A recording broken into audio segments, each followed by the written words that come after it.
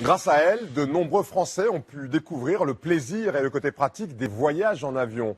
En une vingtaine d'années, les compagnies low cost ont complètement transformé le marché du transport aérien. Avec quelle méthode et à quel prix? C'est ce que vous allez découvrir dans ce reportage 7 à 8 signé Mathieu Benoît, Antoine Gaveau et leurs équipes.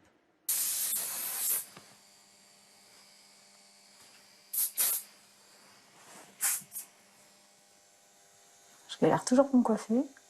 Il y a 3 ans, Anne-Sophie Mailleux a changé de vie. Elle est devenue hôtesse de l'air. Ses journées débutent à 4 h du matin.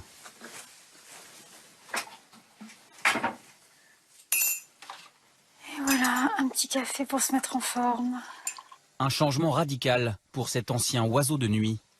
Avant, Anne-Sophie, 39 ans, était chorégraphe dans des clubs de vacances. Alors ça c'est en Turquie. Je m'occupais des spectacles. Son, lumière, costumes. C'est très sympa. Voilà. Et à cette heure-là, vous vous couchiez en général? À cette heure-là, on finissait les répétitions. Ça arrivait avant l'éveil des premières. C'est vrai qu'on pouvait répéter tard. Après 12 années en club, elle décide de rentrer en France, enchaîne les petits boulots et postule dans plusieurs compagnies aériennes. Voilà, toute prête. Elle est recalée de nombreuses fois, mais elle s'accroche pendant plus d'1 an. Elle passe des tests sur Internet, des entretiens, et reçoit enfin une offre d'embauche par email. Je n'osais pas ouvrir la réponse et j'étais là. Et quand j'ai vu congratulations, donc félicitations, j'étais à la réception, je travaillais à la réception d'un hôtel à ce moment-là, j'ai dû me faire remplacer. Je pleurais, j'étais tellement contente, parce que j'y croyais, c'est pas que j'y croyais plus, mais je me suis dit bon... Et oui, la première fois que j'ai mis mon uniforme et que je me suis assise dans l'avion, j'étais assez fière. Depuis 2 ans, elle travaille pour EasyJet, une compagnie anglaise à bas coût, une low cost. Un modèle qui en seulement 20 ans a révolutionné le transport aérien et transformé les journées d'Anne-Sophie en course contre la montre. Elle vole une quinzaine de jours par mois, avec un planning qui change très régulièrement, notamment les jours d'astreinte. À partir du moment où ils nous appellent, on a 1h30 maximum pour aller à l'aéroport en fait. Une fois, je me suis fait appeler à 4h30. Maintenant? Ouais. Hello, this is Tracy, I have a duty for you. C'est là, ok. Et donc, dans ce cas-là, on se lève, on se prépare et moi je suis contente, hein, il me déclenche. Je dis, allez hop, je saute dans ma robe et c'est parti. Plus elle vole, plus elle est payée.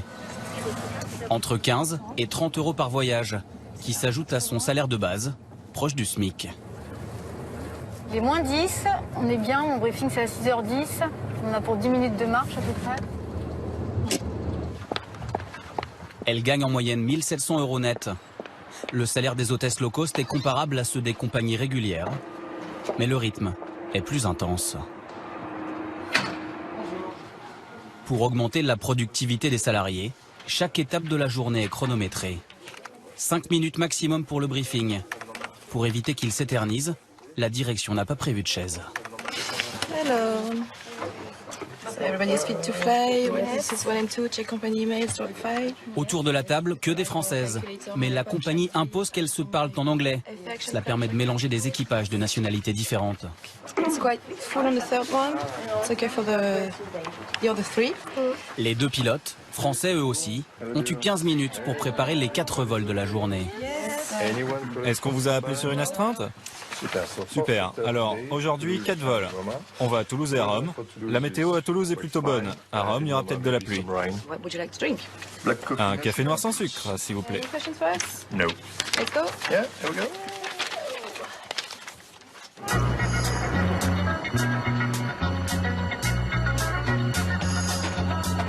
Les 4 hôtesses disposent de 20 minutes pour préparer la cabine. Vérifier que la nourriture est bien à bord. Contrôler que tout le matériel fonctionne. Merci, bye. Et effectuer la recherche de sécurité. Une fouille systématique des 180 sièges. C'est bien, c'est speed dès le matin. Voilà, on regarde qu'il n'y a rien dans les casiers. On regarde un peu par terre si tout est bon. Super. messieurs, là, bonjour. Dans l'aérogare, la dizaine de personnes chargées d'accueillir les passagers arborent les couleurs de la compagnie. Un bagage pour deux enregistré? Pourtant, aucun d'eux n'en est salarié. La low cost britannique sous-traite toutes ses opérations au sol. Votre vol est à l'heure, on se dit bon voyage. Bonne journée à vous, monsieur. C'est moins cher et plus flexible. Pour l'unique bagage à main autorisé en cabine, les sous-traitants ont reçu des consignes très strictes. Écoute, ça rentre dans le gabarit. Le gabarit fait 56 cm de long sur 25 de large. Et malgré tous les efforts de cette voyageuse, Non, là, le bagage, il ne rentre pas. ça coince. Vous aviez réservé un bagage sur Internet? Ben non, parce que je pensais que c'était un bagage à main, parce que moi je l'ai acheté comme bagage à main. Mais c'est bien, il faut bien compter les roulettes. Ça peut pas... Cette roulette, qui dépasse d'un petit centimètre, va lui coûter plus cher que son billet d'avion pour Bordeaux à 35 €. Par contre, je vais prendre mon portefeuille qui est dedans. Alors, par contre, le bagage est payant, ça sera 44 € le Oui, bagage. d'accord. Et c'est une surprise, 44 €. Pas une très bonne surprise. Pas une très bonne surprise, non, c'est sûr. Voilà.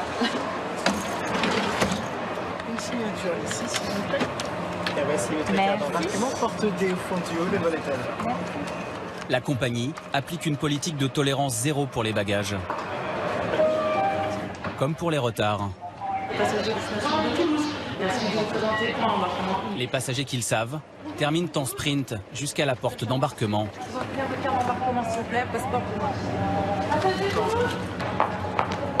Cette voyageuse arrive 30 secondes avant la fermeture des portes. Oui, bonjour, bienvenue. Elle est la dernière à être autorisée à monter dans l'avion. Par contre, là, vous aurez une seule pièce de bagage en marche. Parmi les passagers enregistrés, 2 manquent encore à l'appel. Mais Ambre, la responsable de l'escale, décrète la fin de l'embarquement, pile à l'heure prévue. Alors, on finit à 113. 113 et les zones 35, 38, D'accord, 40. bien pris, ça 35, marche. 38, 40. Merci, à tout à l'heure. Elle a 31 ans et elle aussi est employée par le sous-traitant. C'est elle qui est chargée de gérer les passagers mécontents. On lui signale un problème sur l'embarquement du vol pour Bordeaux. Dans un instant, vous verrez que pour être rentable, les compagnies low cost ne font aucun cadeau. On arrive à l'heure. On arrive avec 20 minutes d'avance, ça suffit pas pour prendre l'avion. Moi j'ai bossé pendant 6 mois cet hiver comme une malade pour me payer 4 jours de vacances.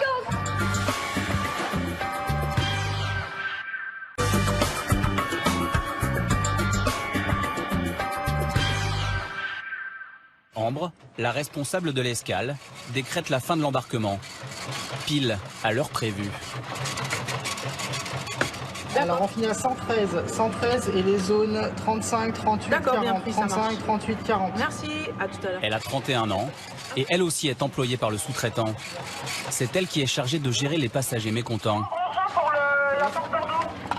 On lui signale un problème sur l'embarquement du vol pour Bordeaux. Oui, j'arrive tout de suite. Bah voilà, en fait, il va se passer exactement ce qui est en train de se passer sur le Bordeaux. J'ai des passagers qui sont arrivés après la fermeture des ports d'embarquement. Donc je vais devoir leur expliquer que c'est trop tard, malheureusement. L'avion est encore là, avec la passerelle et la porte ouverte. Ouh là là, ouh là là. Mais les passagers arrivés quelques minutes trop tard n'ont plus le droit de monter. L'avion il part à 7h et le conscient de... Vous partez à Bordeaux, monsieur? Bah oui, tout à fait, je pars à Bordeaux, ils veulent pas me prendre parce que...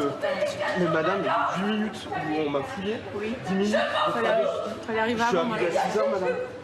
À 6 Je suis h vous arrivé avez à passé 6 le heures. contrôle sûreté? Tout à fait. Et voilà, et ils viennent juste d'enlever Vous n'avez la... pas mis 50 minutes pour arriver jusqu'ici, monsieur? Bonjour, madame. On arrive à l'heure. On arrive avec 20 minutes d'avance, ça suffit pas pour prendre l'avion.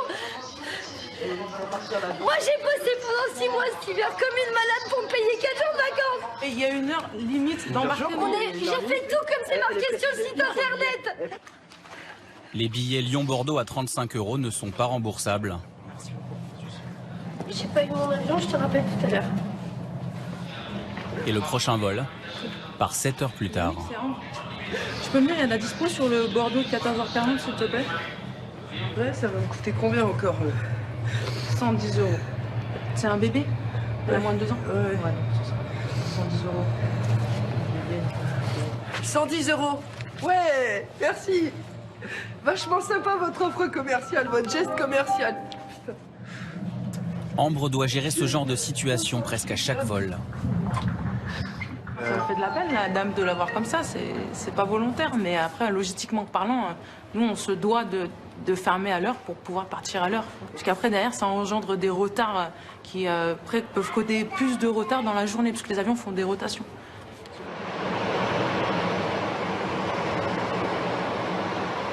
L'avion d'Anne-Sophie est parti dans les temps. Mesdames, Messieurs, depuis mon vol à destination de Toulouse, temps de vol ce matin soit d'environ 50 minutes. Le premier vol du matin est toujours très calme pour les hôtesses. Après le service, la majorité des passagers termine sa nuit.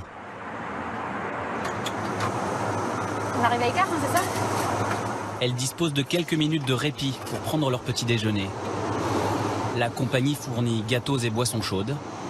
Mais Anne-Sophie, comme toutes ses collègues, apporte des petits suppléments. C'est quoi le petit déjeuner là? C'est des protéines pour être en forme. Le temps de la pause repas est variable, mais jamais très long. Ça dépend si on a fait un long service, ça dépend, ça bouge un peu là. Il va falloir qu'on se rassoie et on va vérifier que les ceintures soient attachées. Attachez votre ceinture, les toilettes ne sont plus en service. Ladies and gentlemen, we are experiencing some... Anne-Sophie n'aura pas le temps de finir sa tranche de jambon. Bon ben tu sais, ça assez vite hein. Oui, tu m'étonnes, 50 minutes. Speed managed. Check. On spoiler, reverse screen, descend. L'avion atterrit à Toulouse et il doit redécoller dans moins de 30 minutes. Dans une compagnie à bas coût, les temps d'escale sont réduits au strict minimum. Attention, merci, au revoir. Au revoir. Avec un seul bagage à main par personne, le débarquement est beaucoup plus rapide. L'avion se vide en seulement 4 minutes. Et contrairement aux compagnies classiques, dans le low cost, on ne fait pas appel à des entreprises de nettoyage entre deux vols. Ce sont les hôtesses qui remettent la cabine en état à toute vitesse. Donc, je vérifie qu'il n'y a rien par terre. Elles ont 7 minutes pour nettoyer la cabine. Et c'est parfait. Et après, on se recoiffe, on se remet le foulard et hop, on accueille les prochains passagers. Un bébé, pas d'assistance et le fuel est en cours. Grâce à ces escales éclairs, les avions volent 11 heures par jour, contre 8 dans une compagnie classique. Et 2 à l'avant de la cabine. Et plus les avions volent, plus ils rapportent de l'argent. Tout le modèle low cost est basé sur cette course contre la montre. À 10 heures du matin, l'avion d'Anne-Sophie est déjà revenu à Lyon. Et il va bientôt repartir pour Rome.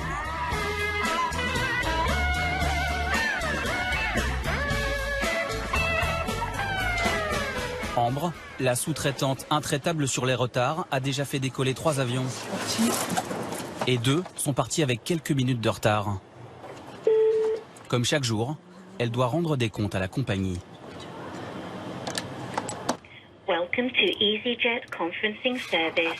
Cet appel quotidien en Angleterre est le moment le plus stressant de sa journée. Personnellement, ça fait peur. J'ai eu beaucoup de pression là. Tous les jours, même si les vols partent à l'heure, ça met la pression quand même. Car s'il y a trop de retard, le contrat de sous-traitance ne sera pas renouvelé. On a des objectifs à atteindre. C'est à moi après. Pardon, excusez-moi. Bonjour. Good morning. Today we had 3 flights, 1 early and 2 within 4 and 15. We were waiting for 2 passengers. We were waiting for police officers to be controlled at immigration because the police officer left their desk before the end of the boarding.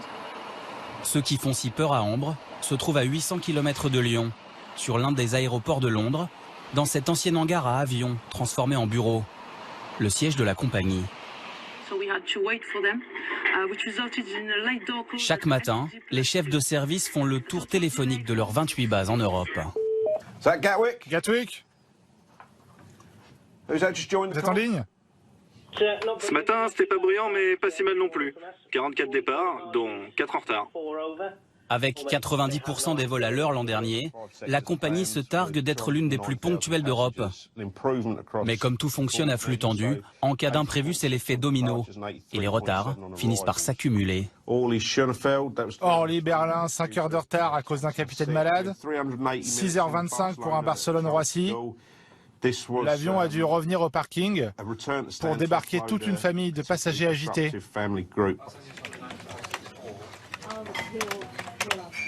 L'homme qui doit gérer tous ces retards, c'est Steve Maidstone.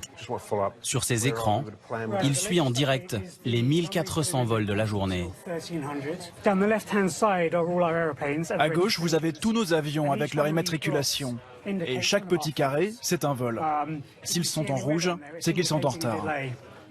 Ce matin-là, son plus gros problème, c'est l'aéroport de Pristina en Albanie, fermé après une sortie de piste d'un avion turc. Steve, je suis en ligne avec le capitaine du Bal Pristina. Il a tous ses passagers à bord. Il demande ce qu'il doit faire. Qu'il les fasse descendre. Oui, je suis désolée, ça va pas le faire. L'aéroport est toujours fermé. Les passagers dormiront sur place, nourris et logés par la compagnie, mais pas dédommagés vu que le retard est dû à une cause extérieure. Steve et la trentaine de personnes qui travaillent avec lui doivent trouver un avion disponible dans leur flotte pour le lendemain, mettre un équipage en alerte, prévenir l'aéroport, le contrôle aérien. Ok, ça devrait être bon. On a trouvé un avion qui va faire Genève-Pristina, Pristina-Bâle, Bâle-Pristina, Pristina-Genève. Vérifie quand même qu'on ne dépasse pas les horaires de travail pour l'équipage. Quand il a commencé à travailler ici il y a 17 ans, Steve n'avait que 7 avions à gérer. Aujourd'hui, sa compagnie en possède 248.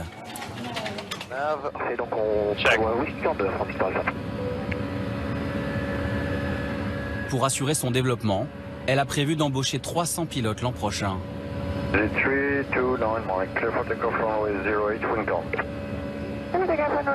Mais pas aux mêmes conditions que les compagnies classiques.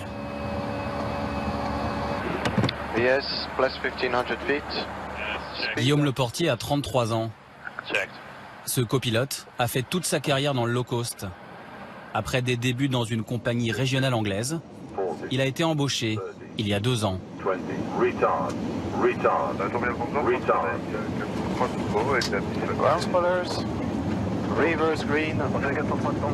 Ce jour-là, il effectue un aller-retour entre Paris et Berlin.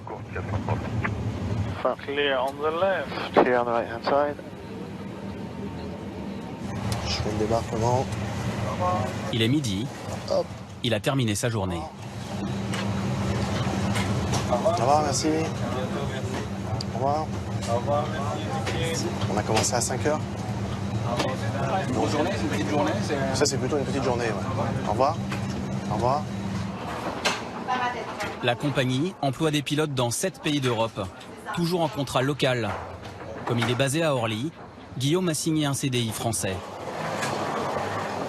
Il vole en moyenne 800 heures par an, 25% de plus qu'un pilote d'Air France.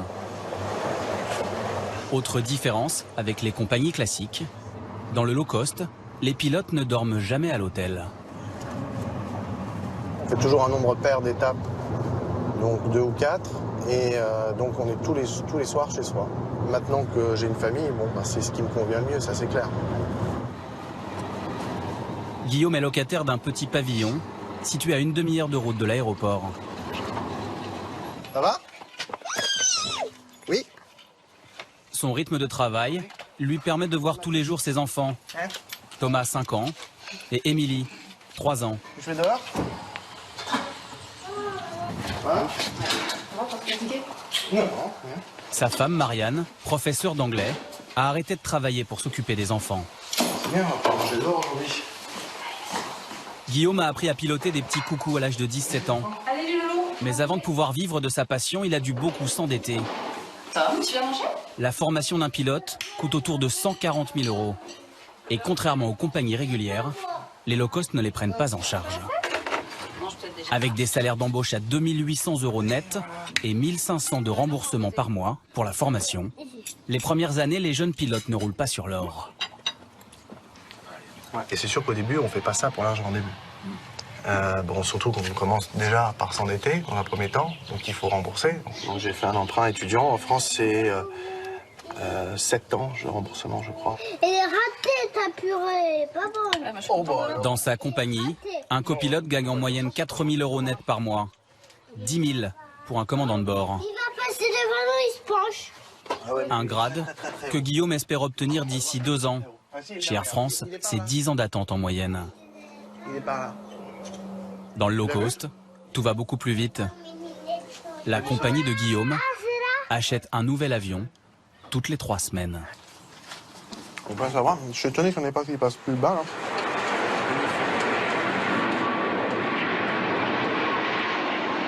À l'usine d'assemblage d'Airbus à Hambourg, la low cost anglaise est le plus gros client européen. David Sturge, 62 ans, est ici comme chez lui. Il achète tous les avions de la compagnie, toujours le même modèle, pour limiter les frais de maintenance. On a celui-là, là-bas, le numéro 7067, Papa Fox. Et puis là, on va aller voir Papa Delta. Papa Delta, le petit dernier, est encore dans son hangar. Après 6 semaines d'assemblage, l'A320 est fin prêt pour la dernière inspection. Alors, je vais faire mon petit tour, comme d'habitude. Je vais vous chercher une lampe. Avant d'acheter l'appareil, l'ingénieur l'ausculte jusque dans ses moindres recoins. Je regarde s'il y a des fuites, des dommages, des marques, des pièces mal fixées. C'est un peu comme quand vous regardez sous une voiture. L'avion a fait 2 vols tests, alors je regarde s'il n'y a pas des dommages causés par des oiseaux ou des choses comme ça.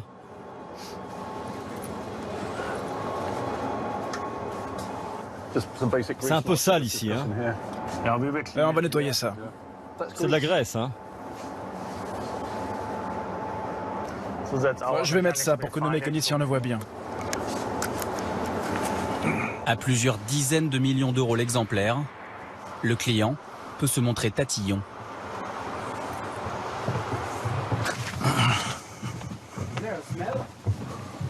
Ça sent le neuf, hein? Malheureusement, ça ne dure pas longtemps. Dans 5 ou 6 vols, c'est l'odeur des passagers qui va prendre le dessus. C'est comme dans une voiture neuve? Oui, mais là, il n'y a pas de siège en cuir. Les sièges sont ultra légers. 9 kilos, 3 de moins que ceux d'ancienne génération. Une cure d'amaigrissement qui permet à l'avion de consommer 40 000 € de carburant en moins chaque année. Pour installer encore plus de passagers, la compagnie a demandé à Airbus de pousser les murs. On va bientôt faire une modification là. On va déplacer les toilettes au fond, comme ça on aura 2 toilettes à l'arrière. Et ici on pourra mettre 6 sièges en plus. L'inspection a duré un peu plus d'1 heure. Papa Delta semble bon pour le service. Il ne reste plus qu'à signer le contrat. David a l'habitude. C'est le 245e avion qu'il achète pour sa compagnie. Bonjour. Officiellement, un A320 coûte 90 millions d'euros. Mais personne ne paye vraiment ce prix-là. C'est comme une voiture ou un lit, c'est le prix de base pour les négociations et ça dépend des options que vous prenez. Grâce à ses nombreuses commandes, la compagnie arriverait à négocier des rabais de plus de 50% sur le prix catalogue. Pour Papa Delta, un virement de plusieurs dizaines de millions d'euros a été effectué depuis Londres. Bon, on se voit bientôt pour le prochain. Merci, merci beaucoup. Thanks, David. Thank you. See you soon. Thanks. L'avion est attendu en Angleterre le soir même. Mais avant de partir, il faut encore installer le système de navigation GPS. Étonnamment, sur cet avion, on utilise encore des bonnes vieilles disquettes. C'est censé être plus fiable, mais ce jour-là, ça bug. Après 2 octets, ça s'est arrêté. Ça arrive souvent? Non, pas vraiment. Là, je l'ai redémarré, des fois ça marche. L'installation du programme va durer des heures et retarder tout le processus de livraison. À 21h30, les 2 pilotes venus spécialement d'Angleterre sont prêts à décoller. Mais David n'a toujours pas l'équivalent de la carte grise de l'avion, sans laquelle il ne peut pas voler. L'aéroport ferme dans une demi-heure.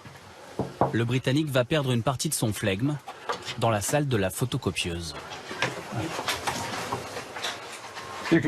Ça, j'en ai pas besoin. Vous pouvez le garder. Ça va à la poubelle.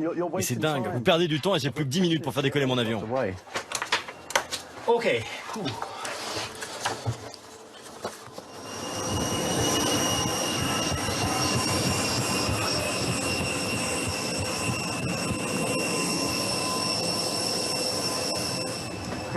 Bonsoir messieurs, j'espère que vous êtes prêts.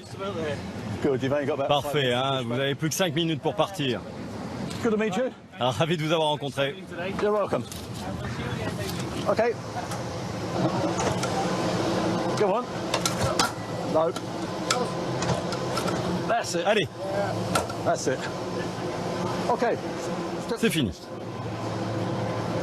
L'avion part juste à temps. Okay.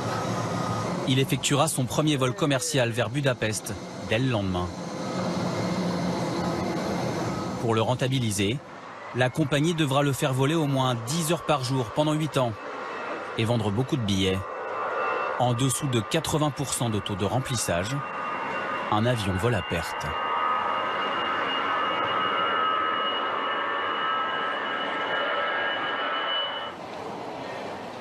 Remplir les avions, c'est le métier de François Bacchetta. Diplômé d'HEC, il a débuté sa carrière dans le shampoing. Depuis 10 ans, il est le directeur général France de la compagnie low cost. Merci, ça range vite à l'avant. Il travaille à Paris, mais se rend à Londres chaque semaine. Ce matin-là, l'avion dans lequel il voyage est à moitié vide. Mon petit doigt me dit que je suis là. Les passagers sont ravis d'avoir un peu plus de place. Mais pas le patron. Il n'y a pas grand monde là, non? Les mardis, en général, c'est les jours les moins populaires pour le transport. Et c'est rentable pour vous un vol comme ça? La réponse est non. C'est rare et on n'aime pas ça. Mais évidemment, la théorie du low cost voudrait qu'on ait 100% de taux de remplissage. Mais c'est pas tout à fait parfait, vous voyez. L'an dernier, les avions de sa compagnie ont affiché des taux de remplissage de 90%, parmi les meilleurs du secteur. L'entreprise est devenue la compagnie aérienne la plus rentable d'Europe. Et pas uniquement grâce au prix des billets. Plus de 10% de ses revenus proviennent des ventes annexes, comme les suppléments bagages ou les ventes à bord. Vous désirez quelque chose, Viva? Anne-Sophie entame son dernier vol, celui qui devrait lui permettre d'arrondir ses fins de mois. À manger? Je vais vous montrer. Vous avez des croque-monsieur, alors, t'as croque-monsieur. 2 croque-monsieur? Et tu veux un coca? Et 2 coca. 2 coca normaux? Ça fera 18 € s'il vous plaît. Merci beaucoup. Les hôtesses touchent une commission sur chaque vente. Pour Anne-Sophie, entre 150 et 300 € de bonus par mois. Hop là, c'est une journée correcte. Après, on aura la surprise à la fin de la journée de voir si on a atteint l'objectif qu'on nous fixe. En fait, tous les jours, on a un objectif à atteindre. C'est la surprise de la fin de la journée si on l'a atteint ou pas. Les comptes se font à l'arrière de l'appareil, quelques minutes avant le dernier atterrissage. 7 de 10. C'est le moment. C'est le suspense de savoir. Ce jour-là, l'objectif est de 354 €. Et on l'a fait. C'est vrai?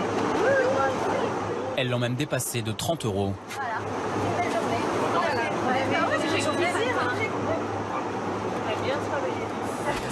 Après 7 heures passées dans la carlingue, comme elles ont réussi leur objectif, elles ont le droit de jouer à cette roulette installée dans leur bureau. Le gros lot, c'est un ticket de loterie pour tenter de gagner un iPad. Les autres récompenses sont beaucoup plus low cost.